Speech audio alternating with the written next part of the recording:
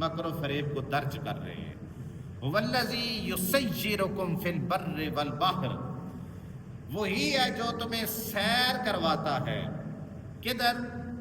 خشک زمین میں بھی، والبحر اور سمندر میں بھی۔ اللہ کریم سیر کرواتا ہے لوگوں کو زمینوں میں بھی اور سمندروں میں بھی۔ حتی اذا کنتم فی الفلک، یہاں تک کہ جب تم سوار ہو جاتے ہو کشتیوں کے اندر، وَجَرَيْنَ بِهِمْ بِرِيحٍ طَيِّبَةٍ، اور وہ کشتیاں چلنے لگ پڑتی ہیں اچھی آب و ہوا کے ساتھ۔ فضا آتی ہے، ہوا آتی ہے، موافق ہوا جو کشتیوں کے موافق ہوتی ہے، موافق ہوا کے ساتھ جب کشتیاں چلنے لگ پڑتی ہیں، وَفَرِحُوا بِهَا، اور وہ اس سے خوش ہو جاتے ہیں، سوار خوش ہو جاتے ہیں۔ جاءتها ریح عاصف، اچانک ایک تیز اور تند ہوا آ جاتی ہے۔ وجاءہم الموج، اور پھر موج بھی آ جاتی ہے، اچانک تیز موج آ جاتی ہے، من کل مکان، ہر طرف سے، ہر طرف سے ان کشتیوں، ان جہازوں کے اندر، بحری جہازوں کے ارد گرد سے سخت تیز اور تند ہوائیں چلنا شروع ہو جاتی ہیں، لہریں اٹھنا شروع ہو جاتی ہیں۔ پھر وہ کیا کہتے ہیں؟ وَظَنُّوا، اور وہ یقین کر لیتے ہیں، گمان کرتے ہیں، أَنَّهُمْ أُحِيطَ بِهِمْ، کہ ان کو تو گھیر لیا گیا ہے، ان کو گھیر لیا گیا ہے۔ دعوا اللہ مخلصین لہ الدین، اس وقت وہ کیا کرتے ہیں؟ توجہ ہے، قرآن ہے۔ ایک مسئلہ یہ ہے کہ وہ لچھے دار تقریب نہیں ہے جو علماء فرماتے ہیں، لیکن چونکہ قرآن ہے، قرآن کا ترجمہ ہے۔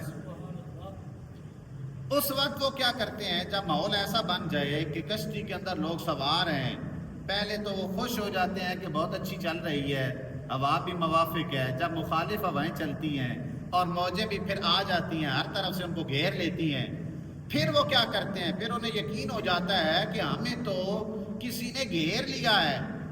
دعوا اللہ مخلصین لہ الدین، پھر وہ اللہ تعالیٰ کے لیے اخلاص کرتے ہوئے دعائیں کرنا شروع کر دیتے ہیں۔ لئن انجیتنا من هذه، پھر کہتے ہیں اے اللہ اگر تو نے ہمیں اس سے نجات دے دی، لنکونن من الشاکرین، تو ہم شکر گزار بندے بن جائیں گے۔ اس وقت یہ کہتے ہیں کہ مالک ابھی تو ہمیں بچانا اس سے، تو ہم شکر گزار بندے بن جائیں۔ لیکن اللہ فرماتا ہے فلما انجاہم، جب اللہ نے انہیں بچایا، اذا ہم یبغون فی الارض بغیر الحق، پھر وہ کیا کرتے ہیں؟ ناحق زمین میں فساد شروع کر دیتے ہیں، بغاوت شروع کر دیتے ہیں۔ پھر اللہ کریم نے ارشاد فرمایا یا ایھا الناس، اے لوگو، انما بغیکم علی انفسکم، یہ جو تمہاری سرکشی ہے، یہ جو تمہاری بغاوت ہے، اللہ کا کچھ نہیں بگاڑ سکتی، اس کا سارا وبال تمہاری اپنی ذاتوں پر۔ بندہ جو بھی سرکشی کرے گا، جو بھی بغاوت کرے گا، اس سے رب کو کچھ نقصان ہونے والا نہیں۔ رب کو کوئی چیز دنیا کی نقصان نہیں پہنچا سکتی۔ اگر کوئی کرتا ہے تو اللہ فرماتا ہے اس کا وبال اسی پر ہوگا۔ متاع الحیات الدنیا، اللہ نے فرمایا یہ دنیا کا ساز و سامان ہے، اس سے لطف اندوز ہو لو، ثم الینا مرجعکم، پھر تم نے ہماری طرف لوٹ کے آنا ہے، ہماری طرف لوٹ کے آنا ہے۔ فَنُنَبِّئُكُم بِمَا كُنتُمْ تَعْمَلُونَ، پھر ہم تمہیں آگاہ کریں گے کہ تم کرتے کیا رہے تھے، تم نے دنیا میں کیا کیا کیا تھا۔ اللہ فرماتا ہے پھر ہم تمہیں آگاہ فرمائیں گے۔ امام بیقی نے دلائل میں حضرت عروہ سے اور ابن سعد نے ابن ابی ملیکہ سے اور ابن ابی شیبہ، ابو داود، نسائی اور ابن مردوینی حضرت سعد بن ابی وقاص سے ایک روایت نقل فرمائی ہے، وہ روایت میں آپ کو سنانا چاہتا ہوں کہ جب مکہ المکرمہ فتح ہوا تو اس دن رسول اللہ صلی اللہ علیہ وآلہ وسلم نے سب کو معاف کر دیا۔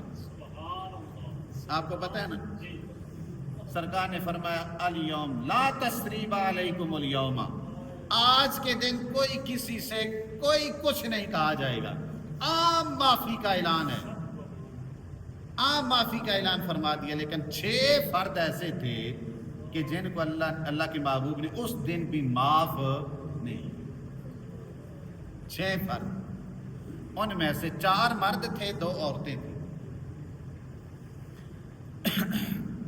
اور سرکار نے ان کے بارے میں ارشاد فرما دیا ان کو قتل کر دو، جہاں بھی ملیں ان کو قتل کر دو۔ اور سرکار نے یہاں تک ارشاد فرمایا کہ اگرچہ غلاف کعبہ کے ساتھ لپٹ بھی جائیں تب بھی وہاں پہ ان کو قتل کر دو۔ بہت سخت حکم۔ ان میں سے 4 مردوں میں سے 4 مرد کون تھے؟ عورتوں کا یہاں پہ ذکر نہیں ہے۔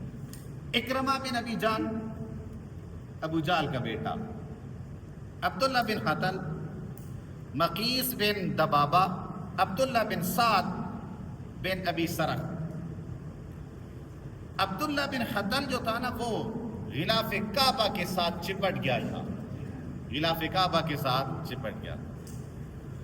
تو جب وہاں پہ چپٹا تو حدیث پاک اور حکم نازل ہو چکا تھا آقا رحمت صلی اللہ علیہ وسلم کی طرف سے، تو 2 آدمی حضرت سعید بن حریث اور حضرت عمار رضی اللہ تعالیٰ عنہ، یہ دونوں آگے بڑھے کہ ہم قتل کرتے ہیں۔ ان دونوں میں سے سعید جو تھے نا، سعید وہ زیادہ مضبوط بہادر جوان تھے، وہ آگے بڑھ گئے۔ انہوں نے کیا کیا، اس کو وہاں پہ غلاف کعبہ کے ساتھ لپٹا ہوا تھا، وہاں ہی سرکار کے حکم کے مطابق اس کو قتل کر دیا۔ سمجھ آ گئی؟ اس کو وہاں ہی قتل کر دیا۔ اور دوسرا آدمی مقیس بن دبابہ، وہ بازار میں گیا، لوگوں نے اس کو بازار میں دیکھا اور لوگوں نے اس کو وہاں پہ ہی قتل کر دیا۔ تیسرا اکرمہ بن ابو جال، وہ بھاگ گیا یہاں تک کہ سمندر کے قریب پہنچ گیا۔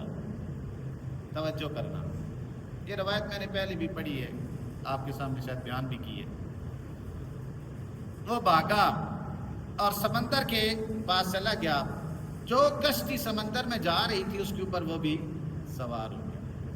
جب سوار ہوا تو جو ملاح تھے انہوں نے کہا کہ اب تو ہوا مخالف سمت میں چلنا شروع ہو گئی ہے، ہمارے ڈوبنے کے چانس زیادہ ہیں، تم اپنے خدا کو اخلاص کے ساتھ پکارو، دعوا اللہ مخلصین لہ الدین۔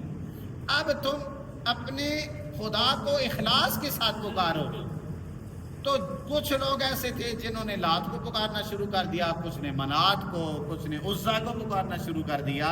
تو ان ملاحوں نے کہا کہ یہاں یہ جو تمہارے خدا ہیں یہ تمہارے یہاں پہ کام آنے والے نہیں ہیں، اخلاص کے ساتھ اس کو پکارو جو سمندروں کا اور خشکیوں کا مالک ہے۔ تو پھر انہوں نے اللہ تعالیٰ کی ذات کو پکارنا شروع کر دیا اخلاص کے ساتھ۔ اس وقت اکرمہ بن ابو جہل نے کہا کہ اگر ہم سمندر کے اندر آئیں تو ہمارے بت ہمیں یہاں پہ نہیں بچا سکتے۔ توجہ ہے، سمندر کے اندر آئیں تو ہمارے بت ہمیں یہاں پہ نہیں بچا سکتے، تو خشکیوں کے اندر وہ ہمیں کیسے بچا سکتے ہیں؟ اس وقت اکرمہ بن ابو جہل نے اللہ کی بارگاہ میں یہ ارادہ کیا اور اللہ کے ساتھ ایک معاہدہ کیا، مالک ابھی تو ہمیں بچا لے تو انشاءاللہ میرا تمہارے سے وعدہ ہے کہ تو میرا پچھلے گناہ بھی بخش دے جو میں نے کیے تھے، اور اپنی نادانی میں اور اپنی غفلت میں نے کیے تھے، اور کفر کے اندھیرے میں نے غرق ہو کے جو کیے تھے، مالک وہ میرے گناہ بخش دے اور اب ہمیں یہاں سے نجات عطا فرما۔ میں تیرے نبی محمد کے پاس جاؤں گا، میں تیرے نبی محمد کے پاس جاؤں گا، وہاں جا کے ان کے ہاتھ پہ اپنا ہاتھ دوں گا اور ان کے ہاتھ پر میں اسلام قبول کر لوں گا۔ تو پھر وہ وہاں سے بچے۔ اکرمہ بن ابو جہل آیا آقا رحمت صلی اللہ علیہ وسلم کے دربار میں اور سرکار کے ہاتھ پر وہ مشرف با اسلام۔ سمجھ آ گئی؟ یہ روایت جہاں پہ اس وجہ سے لکھی ہے کہ یہاں پہ چونکہ سمندروں کا ذکر ہے، کشتیوں کا ذکر ہے اور وہاں پہ اخلاص کے ساتھ دعا کرنے کا ذکر ہے، تو یہاں اس وجہ سے اس کو ذکر کیا گیا۔ تو یہ تیسرا آدمی تھا چوتھا آدمی ایسا تھا کہ جب آقا رحمت صلی اللہ علیہ وسلم نے یہ اعلان فرمایا عبداللہ بن سعد بن ابی سرح، تو وہ حضرت عثمان کے پاس، یہاں پہ یہ ذکر نہیں ہے عثمان غنی ہے یا کوئی اور عثمان ہے، لیکن اتنا ہی لکھا ہوا ہے حضرت عثمان رضی اللہ تعالیٰ عنہ کے پاس انہوں نے پناہ لے لی، اور پناہ لی۔ آقا رحمت صلی اللہ علیہ وسلم نے سب کو بلایا کہ آؤ بیعت کر لو، اسلام کی دوبارہ بیعت کر لو۔ تو حضرت عثمان غنی یا حضرت عثمان رضی اللہ تعالیٰ عنہ ان کو لے کر حضور کی بارگاہ میں آ گئے اور عرض کی یا رسول اللہ اس کو بھی بیعت کر لیجئے۔ آقا رحمت صلی اللہ علیہ وسلم نے 3 مرتبہ اپنی نگاہ اٹھائی اور اٹھا کے پھر نیچے کر لی۔ سرکار دو عالم صلی اللہ علیہ وسلم کا اندر سے ارادہ نہیں تھا کہ میں ایسے بیعت کروں، لیکن حضرت عثمان کا بھی اصرار تھا اور اس آدمی کا بھی اندر سے دل تھا کہ میں اسلام حاصل کر لوں۔ تو آقا رحمت صلی اللہ علیہ وآلہ وسلم نے 3 مرتبہ نگاہ اٹھائی اس کی طرف، پھر آپ نے نیچے جھکا لی۔ اس کے بعد آقا رحمت صلی اللہ علیہ وسلم نے مجمع کی طرف دیکھا اور آپ نے اس کو بیعت فرما لی، اور جب بیعت فرمائی تو سرکار نے ارشاد فرمایا کہ اگر میں اس کو بیعت نہ کرتا تو یہاں ایک آدمی میں نے ایسا دیکھا تھا کہ اگر میں اس کو بیعت نہ کرتا تو وہ اس کو فوراً قتل کر دیتا، اس کو فوراً قتل کر دیتا۔ تو آقا رحمت صلی اللہ علیہ وسلم نے اس کو بیعت فرما لی۔ تو برادران اسلام یہ 4 وہ مرد تھے جن کو آقا رحمت صلی اللہ علیہ وآلہ وسلم نے مکہ المکرمہ کے فتح کے دن بھی سرکار نے فرمایا جہاں ملے ان کو کیا کرو، قتل کر دو۔ 2 تو قتل ہو گئے اور 2 پھر آقا رحمت صلی اللہ علیہ وسلم کی بارگاہ میں اپنی عرضی لے کر آئے تو سرکار نے انہیں معاف فرما دی۔